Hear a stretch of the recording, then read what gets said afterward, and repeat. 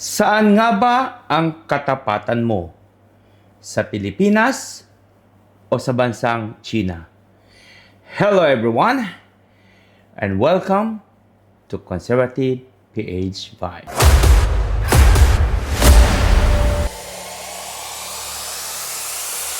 Ang lakas din naman ng apog nitong si Pulong Duterte na sitahin itong si Browner nang sinabi ni Browner na kaya umabot ng China ang Typhoon missile. Sinusugal daw ni Armed Forces of the Philippines Chief General Romeo Browner Jr. ang buhay ng mga Pilipino para magpakitang gilas sa Estados Unidos. Yan ang mainit na reaksyon ni Davao City 1st District Representative Paulo Pulong Duterte sa sinabi ni Browner na kayang umabot sa China ang US-deployed Typhoon missile system. Bago raw magyabang ang general, ang tanong ni Duterte, kaya ba nitong pigilin ang ganti ng China? Is it the same Duterte ang nagsabing okay lang tayo maging probinsya ng China? The same Duterte, okay? I'm talking about the father, not Pulong. But the same Duterte ang walang bayag na ipagtanggol ang Pilipino laban sa China. Alam po natin, we know where the Duterte loyalty lies. Sinagot naman ito ni Philippine Coast Guard for the West Philippine Sea spokesperson Commodore J. Tariela. Anya, bit-bit daw ng mga patutsada ni Duterte ang ligasiya ng pamilya sa pagsisilbi sa bayan. Ang pagpapaniwala sa mga Pilipino na mali ang pagtayo laban sa bullying ng China dahil alam daw ng buong bansa kung gaano katahimik ang pamilya Duterte sa mga insidente ng harassment sa West Philippine Sea. The Duterte loyalty is not for us Filipinos. Their loyalty is to China. And of course, they have to weaponize the idea that the CIA is controlling the sandataang lakas at yung naratibong nakikialam ang CIA sa usapang politika at sandataang lakas ng Pilipinas. Nagtatanga-tangahan po ba tayo na hindi natin isipin na ang Pilipinas ay is I can say one of the best strategic location, okay, ng mga puti. And nakikinabang naman tayo sa kanila. Anong pakinabang natin sa China? May natupad po ba sa mga proyekto ng China na ipinangako nila nung panahon ni Duterte? Name it. Trust me, kahit isa, wala. Hindi raw pagyayabang ang sinabi ni General Browner tungkol sa missiles at pawang katotohanan ito. Wala raw pinatatama ang bansa sa naging pahayag ng opisyal at pinaninindigan daw nito ang isang malayang Indo-Pacific. Tinawag din ni Tariela na deflection ang binanggit ni Duterte tungkol sa CIA na pag-iiwas sa tunay na mga isyung kinakaharap ng mga Pilipino sa WPS gaya ng water cannon attacks, panghaharang sa mga mangingisda sa Baho de Masinloc at militarisasyon ng China sa karagatang dating pinagsasaluhan. Okay? Now, pag-usapan naman natin itong sabi na nating pagka-grandstanding na naman. Hindi ko alam pero the Tulfos are the epitome of the epitome of grandstanding. Planong ipasupina ni Senator Erwin Tulfo ang ledger ng tinaguriang flood control royalty na sina Curly at Sara Diskaya. Nalaman umano ang detalye na panunuhol nila sa mga politiko at opisyal ng DPWH. Anya, bitin ang publiko sa mga impormasyong isiniwalat ng mag-asawa sa mga nakaraang pagdinig ng Blue Ribbon Committee. Kung hindi raw ibibigay ng mga ito ang ledger, hihilingin niya sa ICI at DOJ na kuhanin ang dokumento. Dapat anyang mapasa kamay ito ng alinmang nagsisiyasat sa anomalya kahit pa hindi makapasok sa Witness Protection Program ang Diskaya couple. Well, the idea of Erwin Tulfo when it comes into pagsabpina sa ledger ng mga Diskaya, it's not a bad move, but it's a good one. And For God's sake, ngayon nyo lang ba naisip na isabpin na ang ledger na yan? Ilang buwan nang nakakaraan mula nung nag-umpisa kayo? As far as I remember, nung hawak pa ni Marco Beta ang Blue Ribbon Committee, the Discayas, okay, said that they have ledger. But this ledger is like they only started from 2022, I guess, onwards. And I don't know if they have actually the list or the ledger mula nung nag-umpisa sila sa kanilang mga proyekto or sa kanilang kumpanya. Because we all know kung ano ang dapat ang gustong tumbukin ng mga Diskaya.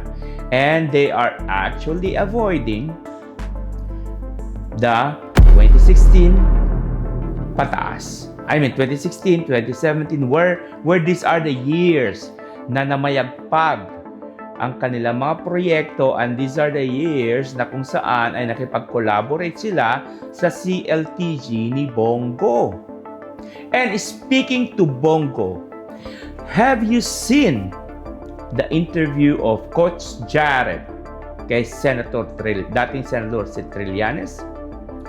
Watch it, guys. I will put that link in this video. Okay, go watch it. I can say Jared nag-evolve na si Jared when it comes into, alam mo yon, pag-interview ng kanyang mga guests. Hindi na siya kabado. Chill na siya. Congratulations, Jared. Congratulations, man. Anyways, that interview, okay, Senator Trillanes, ang sabi niya, pinupuntahan daw siya ng mga emisaryo ni Bongo para bilhin ang kanyang katahimikan. Sky's the limit. Name your price. That's the deal. If you are not guilty, Bongo, sa lahat ng katarantaduhan yung ginawa nyo dyan, you're not gonna do that. You can face the people who voted you and tell them, I did not steal. My name is clean. But no, what you are doing is different. Paano? Naguhugas ka ng kamay mo nang walang, sabi natin, paglilinaw sa mga akusasyon laban sa'yo. Kailan mo ba sinagot, Bongo, yung mga katanungan na ang CLTG ay may collaboration dito sa mga Diskaya? And CLTG is your name. Your defense is so lame wherein sinasabi mo, wala po kasi wala kong connection ko sa pamilya ko when it comes into their business. Are you nuts? Only the DTS ang iyong mga, I can say, mauuto. But not all of us. Not all of us. You bag a lot and billions of millions of pesos with all those government projects na ibinigay sa kumpanya ng tatay mo at ng kapatid mo. At yung kumpanya ng tatay mo is CLTG, Christopher Lawrence Trisologo, something like that. CLTG, Christopher Lawrence Trisologo, something like that. See? Even yung kumpanya, pangalan ng kumpanya is pangalan mo at sasabihin mo wala kang alam. Come on, man. Come on. Now, medyo aligaga kayo ngayon because Martires is no longer in power. Hindi na niya kayang proteksyonan. Okay? Ang mga sikreto nyo. Because now, we have Boying Rimulya as the ombudsman. And what is funny is, instead of you clearing your names by presenting evidence, you are gaslighting the people. Parehas kayo ni Villanueva. Remember, yung last speech ni Villanueva, matakin mo.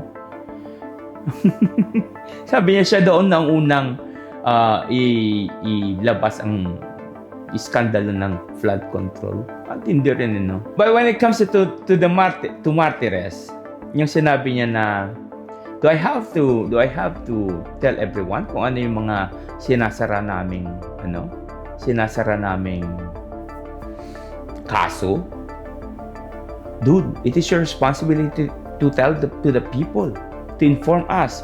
And I think, okay, I have I can say, here, in the 1987 Constitution, Article 11, okay, Article 11, Section 13, Paragraph 6, all right, says that publicized matters covered by its investigation when circumstances so warrant and with due prudence.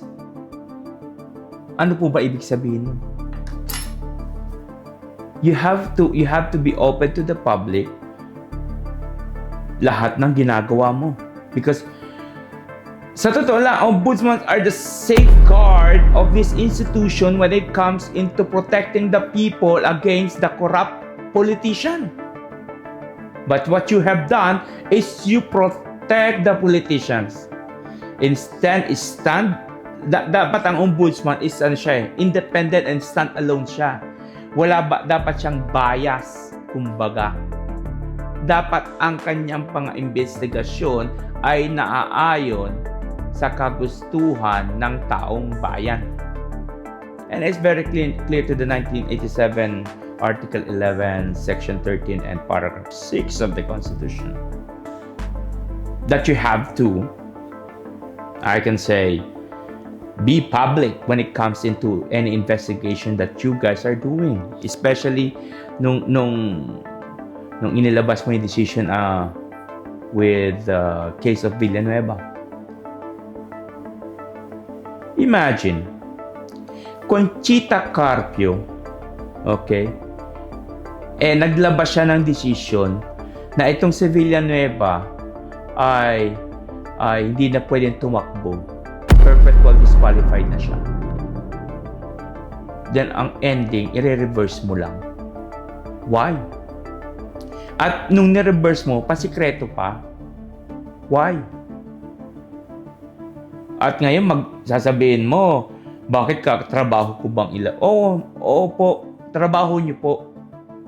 Okay? This is the problem in our government. Okay? People are protecting their own asses, to be honest. They are saving their own asses and they don't care about the people. Where the people is the power. Unfortunately, we're just I can say, tau-tauhan sa mundo na ginagalawan nila. We are nothing. Isa tayong mga hampas lupa. But no, this kind of game should end now. But I'm not saying to rebel. No. What is the power na pwede nating, alam mo yun, i-exercise is every election we have to vote kung sino dapat ang nararapat. Huwag po sana tayo maging panatiko. Yes, this channel is like 95% pro-administration, but I don't give a damn kung ang isang ahensya ng gobyerno may ginagawang katarantaduhan. I'm gonna attack that ahensya ng gobyerno because that is my job. It is part of my responsibility as a citizen to at least discuss and expand the ideas and, when it comes to whatever issues na lumalabas sa ating bansa. Di po ba? Anyhow, mapunta tayo kay matandang fentanyl. Nalulugod daw ang mga biktima ng EJK sa decision ng ICC. Yes, at this point, you guys won. Congratulations. Families of victims of the war on drugs welcome the latest ruling of the International Criminal Court, which reaffirms its power to investigate the killings linked to the war on drugs. The ICC rejected former President Rodrigo Duterte's latest challenge to its jurisdiction. The families call it good news as it removes another roadblock to a possible trial against Duterte, who was arrested last March 11 for crimes against humanity. Kudos. Now, until Duterte is not, I can say, yung sa tinatawag nilang preliminary tshuva, ganyan, is medyo madedelay yan. Hanggang sa ang ending, hindi na siya lilitisin kasi tegi na siya. Well, I think that is yung kanilang huling baraha. They're gonna push until Duterte is no longer capable to stand in the court.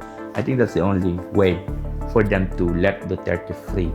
But I don't think he will be free sooner or later. Hi. But I can say I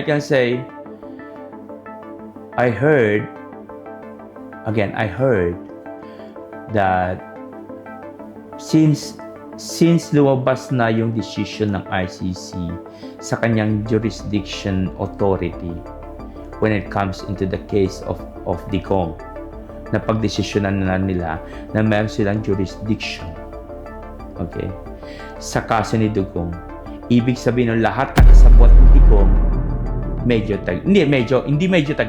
tagilid na tagilid.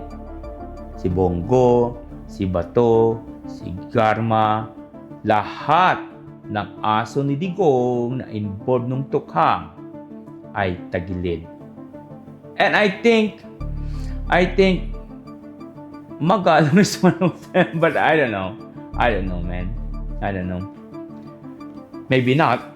Please correct me kung mali ako. Pero itong si Bongo and Bato, they're next. Ang tanong, protektahan ba sila ng Senado? That's the question. Hanggang saan nila protektahan si Bongo at saka si Bato de la Rosa sa ICC warrant na ipapatupad ng Interpol. And again, we have an obligation sa Interpol. So whatever warrant of arrest they're going to issue through Interpol, we're going to comply. Diba? Anyways, looks like this channel is, I can say, bumabagal ang engagement. Pwede po ba? Pabor lang po. Pwede po ba? I-share nyo ang ating mga video and our channel sa inyong mga Facebook timelines, sa inyong mga social media accounts, para sa ganun ay ma-inform ang karamihan na meron existing channel like this na I can say for the people at walang kabayas-bayas. Nakikiusap po ako kasi nung nakikita ka analytics ng channel na to, medyo bumabagal siya eh. Kumbaga na-reach niya yung pinaka-peak, then suddenly, ano mo yun? So, I am asking the subscribers, our more than 3,000 subscribers, to please, okay? Please share this channel, share our videos sa inyong mga Facebook account, sa inyong mga X account or Thread account. So pag sa ganun ay, ano mo yun, matulungan ninyo mag-grow ang channel na to so we can move forward and create more content like this. A content na may kabuluhan at walang halong fake news. Because lahat ng sinishare natin dito sa channel na to are all backed by facts. Okay? Ayun, so hanggang dito na lamang po muna tayo. Kita-kita ulit tayo next week. Because my plan is like, I'm going to consolidate all the topics and all the dramas inside the politics and share one time. Kasi medyo marami din po tayong ginagawa. This is not just I can say hindi lang ito ang ating ginagawa. We have other stuff, okay? We have a business to run. We have a family to take care. So, ayun. Maraming salamat po muli sa inyo.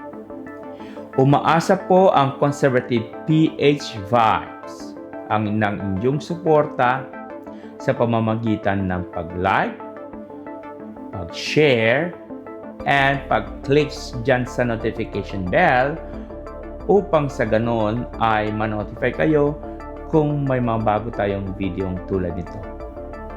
Not only that, like, subscribe, and click the notification bell. Yun pala yun.